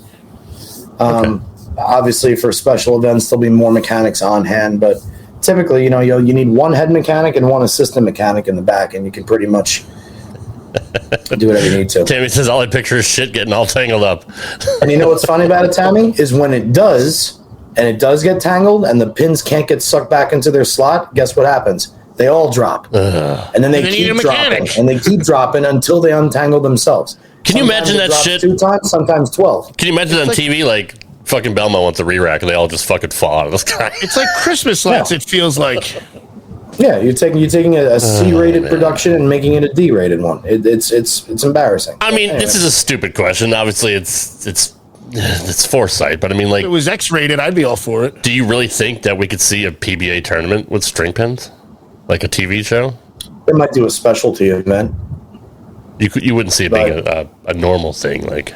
No, they won't normalize something that's inconsistent with everybody that bowls. That's like, it's one thing that is just inconsistent with everybody that bowls. Right. Maybe 40 years or 30 years from now, when the kids that are 1 and 2 years old now start getting into bowling and they have to bowl on string pins, then it'll become normal. Yeah. And that's what I mean. It's like you don't need to pay somebody the amount of money that mechanics are worth anymore. It's embarrassing, and it's not bowling. It's not. Then why the fuck is the USBC even considering certifying these lanes? Because it's cheaper, and I guess they got to have some sort of exchange, something in the works for all these proprietors. But I don't know, man. I mean, Bolero can't own them all. Ridiculous and dumb, dude. They have no rhyme or reason for anything. They have absolutely no answers to any of the questions they are ever asked. Right. They have their own agenda, and they prove it time and time again. And they flat out don't fucking care. They don't even hide it anymore. No, it's true. You're right. Like, you know what? Everybody already knows we're assholes, and we line our own pockets.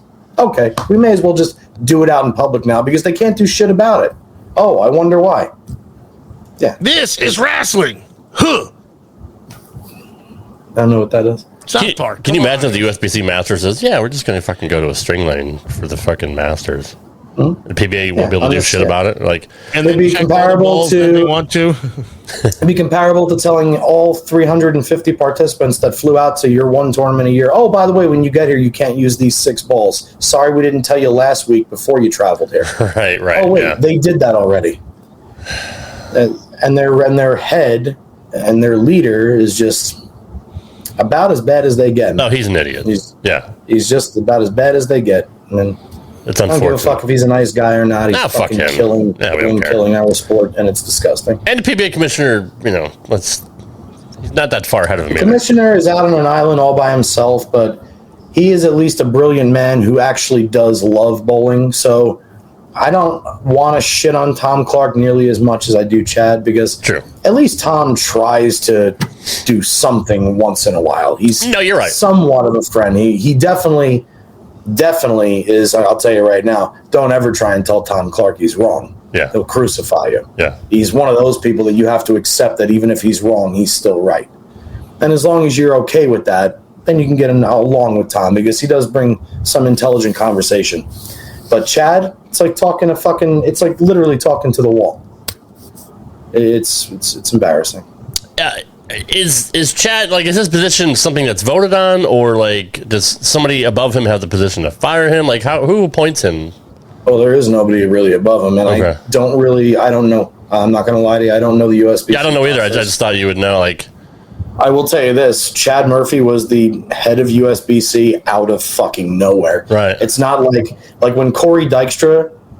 We knew Corey Dykstra was going to be the CEO of Brunswick 15 years ago. They were prepping the company for 5 years to know that Corey Dykstra was eventually going to be the boss of everybody. Yeah. And the reason why Corey Dykstra is the CEO of Brunswick is because he's the absolute best person for the job. Right.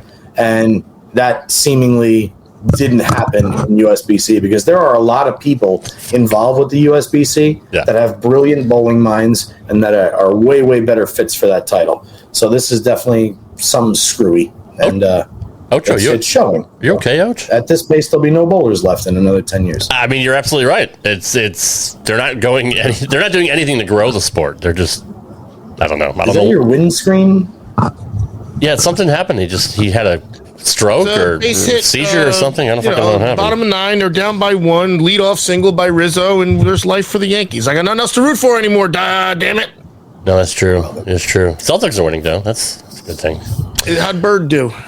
All right. As we wrap it up here, Johnny, any closing thoughts? Oh, you know what? We didn't go over the Peterson at all last week. What's the Peterson? Isn't that the Peterson, the fucked up bowling alley that it's an exclusive thing? We forgot to touch on it. We've been here for an hour and a half. Why don't we talk about that at a later date? Yeah, we can wrap up with is I'll give you guys the final cut number in case you haven't seen it already. Oh, yes, please. Oh, I already know.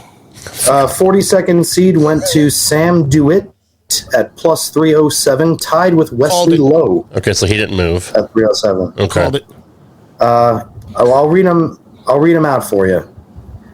Tackett, Butters, Chris Vi, Matt Russo, Simo, Kevin Williams, Bill O'Neill, Don Barrett, Tom Doherty, Jesper Svensson, Ronnie Russell, Zach Tackett, Tomas Kaika, Patrick Hanrahan, Cody Shoemaker, Belmo, Matt Sanders, AJ Chapman, Trevor Roberts, Ramsey Bizerto, nice bowling Ramsey, Sean Lavery Spar, Justin Knowles, Kevin McCune, and Zach Weidman is your top 24, which will be the next cut after 12 more games. You want me to read the rest of them that made it? Yes, please.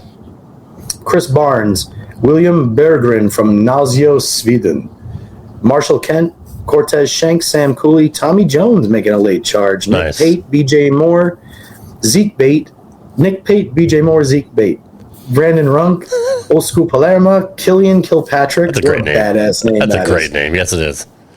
Killian Kilpatrick. That's fucking great. That's the most Irish cartoon character name ever. Yeah, or like a new like a secret guy in the original Mortal Kombat for Sega. Yes, that should be our mascot. He's at the end of the friggin' rainbow with the pot of gold. That's a great wrestling name too. 37th, Anthony Nyer, Tim Foy Jr., Pete Virgos, Toby Sambueno, who opened the tournament with a 299, and Wesley Lowe and Sam DeWitt. So all the monsters are right there. Anthony Simonson managed to figure out a way to get from 75th to 5th again. And then EJ's leading again, and Butters is high lefty by 100 pins again.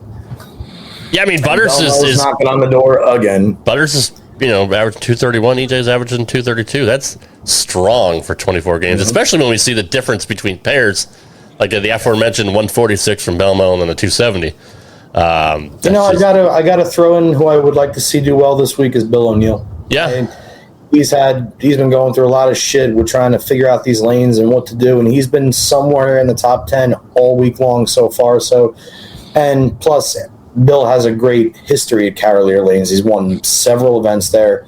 He's comfortable there. He's got a large fan base there, and I feel like they're motivating him immensely this week. It'd be nice to see him. I can almost guarantee you'll see Bill in the top 12. But yeah, it'd be nice to see him pull this one out. And then to save the season like that and then get into the Super Slam and maybe ride the wave in there, that'd be nice. Plus, he's a past players champion. So he's a sneaky one this week that I think he's gonna be there in the end. And Troop didn't make the cut.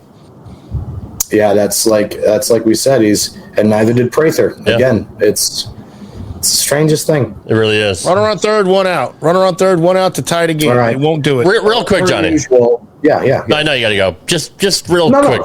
Real quick on Simo. Don't know what's going on with him. Don't know if it's personal or not, but obviously he's still bowling fucking fantastic. So if it was personal, then fuck me. He's able to kind of block it out better than anybody else. But do you think maybe he's frustrated that he's not winning as much? As great as he's bowling, maybe that's getting inside of his head? Bingo. And that's why Anthony is so good.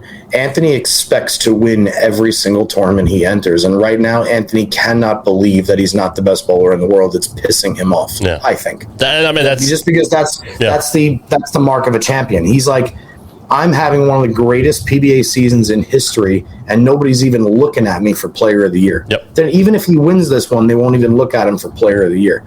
That is, I get that when you have, it's not ego. I mean, yes, it is but it's the right kind of ego. You know what I mean? Thank you, Tammy. So thanks, Tammy, for being here. We appreciate it. Yeah, but it just came to mind. Like that's got to be why he's so frustrated. It could be why his fuse is seemingly shorter, but because we've never seen him lose composure. Like we even mentioned a few weeks ago, like he never changes. Like he's just fucking in his zone the whole time. There was a period there earlier on in his career where they like titled him as a bad boy and a hothead, and I'm like, why? Because he fucking rips a shirt once in a while, or he punches himself, But he was never like a Pete Weber lunatic, or he was like he was never like a Chris Collins or a rash that just shoots his mouth off, like. Right. I mean, but he's certainly. You're right, Rob. I think it's because he is pissed that he's not the best right now. I believe like he's. I'm finally better than Belmo, or I'm finally more consistent than Belmo. Yep. And now I got this fucking asshole traditionalist on top of it. Exactly. That's beating me almost every week. A right-hander that still throws 520 revs. This is the first time for him really going through that, and I guess this is his mountain now. I guess is that what you guys were saying? Yeah.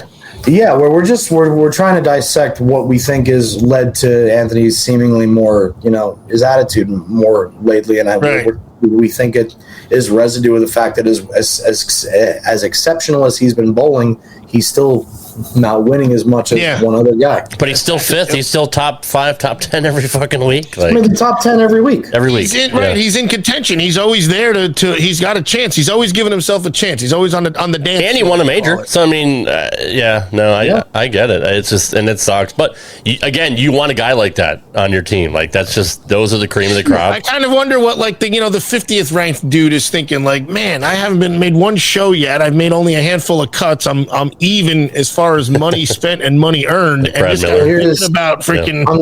On that flip side of the coin, just to put your mind at ease about the sport of bowling, I know that they always talk about the added money and this and that and yada, yada, yada, yada, yada.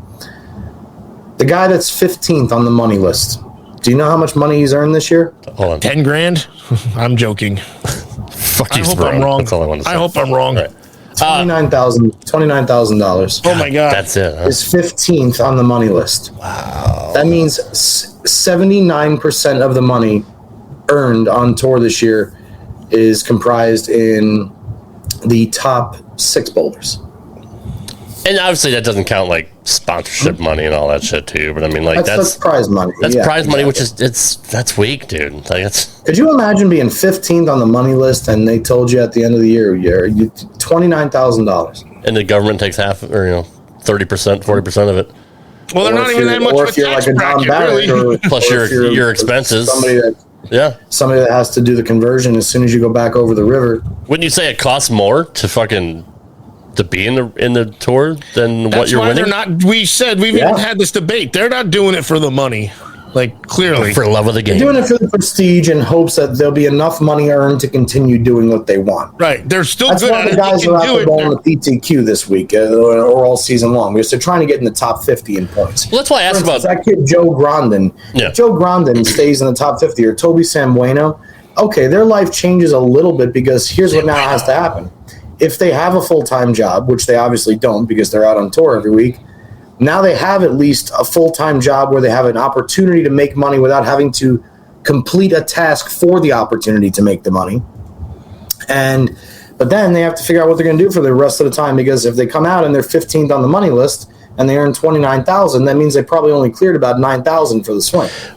Which is why I'm curious about sponsors and like, do they pay entry fees? Like, how much do they get for their ball reps and all that? So I mean, I didn't know if anything was comped or I know their bowling balls are free. Everybody's got a different sponsorship, and there's ways to go around certain things. Like, for instance, unless it's changed, if you wanted to get a ball drilled on the PBA truck, no matter who you are, is $50. That may have changed now, but what most guys will do is they'll find a local pro shop where they'll know somebody that will let them go drill their own stuff. So you could save expenses that way. Yeah. A lot of other guys, they share hotel rooms. You have to share hotel rooms now because the Motel 6 in North Las Vegas is $98. That's ridiculous. Yeah. It's do you remember when hotels were $30 and $40 a night for like $20 or something hotel? like that? Yeah. Absolutely. Yeah. Yeah, I mean, you could stay in a Radisson for $69. That was like, oh, this is amazing. But so you do that. You have to really, really monitor what you eat. Like, I get almost like, if you, for instance, if you know you're going to be in Wisconsin for 2 weeks, you make sure you get like a microtel or one of those hotels that's got a kitchen with a fridge. And then you go to a local grocery store and you buy your food for the week, for the 2 weeks. Because if not, you're going to spend $60, $70 a day on fast food. And that's if you're eating shit. And it's worse now than I ordered a pizza, a salad, and a 2 liter of Coke. With delivery and taxes, it was $40.52. Oh my god, bro! My wife and I go to Taco Bell, and it's fucking $30 every time. Like, it's that's a lot of Taco Bell. Well, I mean, John L's making fun of my shirt, so you're not on the freaking thing because he doesn't know how to get on here. Because you look like old McDonald. I am old McDonald. It's an amazing outfit. Farm. That's why. Who's gonna make fun of this noise? It's an amazing outfit. Don't get it. We've been here for almost 2 hours. Can I go eat dinner? Yeah. Jesus Christ. Well, we might as well just run it to the top of the hour, right? We're already here. No. Why are you doing this? Can I please go? Yeah, you can go. I have to go. Johnny, what's your Twitter handle? Thanks. I'm at JPJR07, but I've never been on Twitter, so thank you guys so much for watching. No one's even tweeted. And don't ever expect me to answer you on Twitter. I don't even know how. I don't have it, so I don't even know how I have it. John L. At the Dr Ocho and at Rad Rob Gaming. Guys, thank you for watching. Wait a minute. What? Who's going to win the Players' Championship? We all get a pick. Oh shit. Can we just keep EJ out? Like, just. Did I hear Russo's in it? I'm going with Russo. Can we pick somebody other than EJ just for fucksies? I don't care who you pick to think who's going to win. It's up to you. All right, fuck. You know what? I'm gonna go with Buttriff. I think he's in the fucking Solid zone. pick. He's in the zone. Like, he's exceptionally well. Like, doing exceptionally well right now. So, what about you, Ocho? How about you, Wicked Smart? Wicked Smart. Said, Russo. You said Russo? Vince Russo?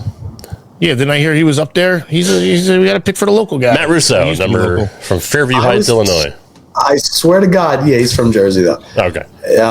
I was teetering between picking Butters or Matt Russo. But the first name that I want, I think that you can't triple stamp a double stamp, so. I think that Matt Russo is going to win the Players' Championship this week. Nice. Or next week. I'll take it. And that would be awesome. One last thought. Then all we got to do is get him some pants that fit, and then it'll be perfect. True. Skinny jeans are the way to go, man. You mentioned Mark Roth's, amazing run. Or was it Roth? Yes. Yeah. In the modern era, could EJ's run be the equivalent of that? I mean, obviously, it's not the length of the other, but can we just say, like, what he's doing now would be equivalent to what Roth did? Well, it's certainly on the exact same pace, yes. And did Belmo ever do this well? No. Yes, obviously. I mean, he's got 30 titles and 15 majors, but I mean, in 1 year, did he do like what the fuck EJ is doing? Like, it's nuts. Like, I don't know the most titles Belmo's won in 1 year. I'll see if I can find out for next week. I know Walter came close. Walter got to 7 in 1993. Wow. And Duke, I believe, has won 6 a few times. Okay. And so people have won more titles than EJ, but guys, EJ has had 2 bad blocks this entire season. Blocks, not tournaments. He had 2 blocks that were not good this entire season. And it's not like he's in 10th, he's in 8th, he's in 6th. He leads every fucking tournament. He's doing it again. It's absolutely insane. Apparently Roger's not a Belmo fan. Blomo. I'm really leaving now. Yes, that's great. Come on. Guys, thank you. We'll see you next week. No, you're going to say something else. What? No, I'm not. I'm done. I'm done. All right, goodbye. Thank you. Goodbye, everybody. Thank you. Good night, guys. Good night. Good night, everybody. Oh, Baxter, you are my little gentleman. Oh, we're still on? Thanks for listening to this edition of Straight Up 5 with Johnny Petraglia Jr. You can follow the show on Twitter at Straight Up 5 Pod. Follow Johnny Jr. at JPJR07. Follow Rad Rob at Rad Rob Gaming. And follow Dr. Ocho at the Dr. Ocho. Got a question for Johnny? Send your questions to straightup5podcast@gmail.com. We'll see you next time for another edition of Straight Up 5 with Johnny Petraglia Jr. Right here on the Rad Rob Radio Network.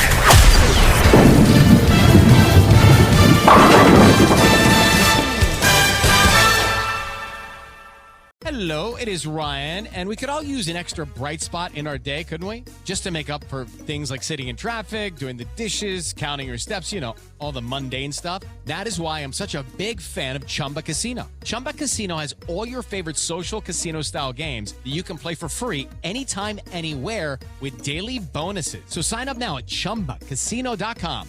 That's ChumbaCasino.com.